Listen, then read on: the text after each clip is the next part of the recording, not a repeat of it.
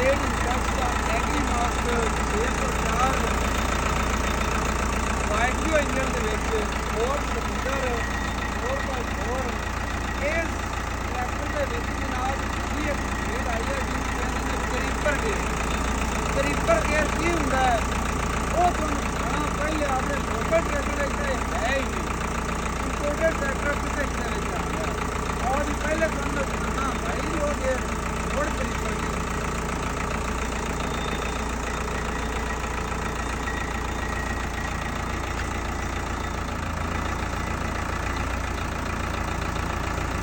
भाई जाना हाँ भाई का वेट चौथा बैग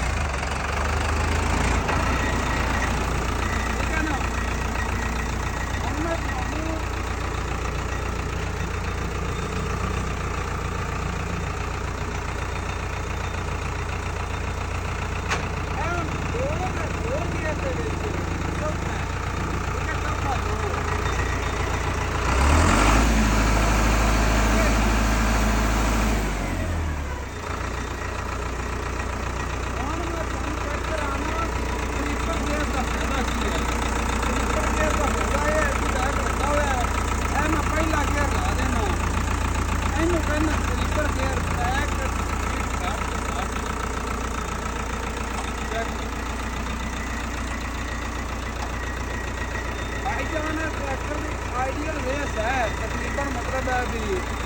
700 RPM और चेक करो ये है जनाब क्रीपर गेयर ठीक है क्रीपर गेयर की घट टू घट स्पीड जिन्नी स्पीड इनकी पिछे नूं है इन्नी स्पीड अगे नूं होएगी ठीक है जी इस क्रीपर गेयर का जोड़ा ना यह फायदा होता जी ठीक है थाना हमें महसूस ही हो रही है उस भी ट्रैक्टर पूरा जाता है बिल्कुल इन्हें गल ये सब तो छोटी स्पीड है